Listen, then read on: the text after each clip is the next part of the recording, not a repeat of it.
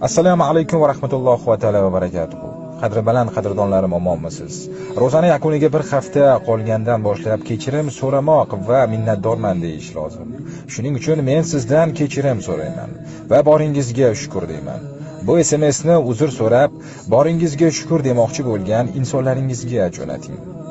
Shunchaki ularning borligi uchun va menga ham jo'nating. Agar men ularni qatoriga kirsam, agar o'zingizga qaytsa marra sizniki, xayolingizda yo'q odamlarga ham jo'natib qo'yavering. Zero ular sizni eslashingiz va ularni yodda saqlayotganingiz sezsin.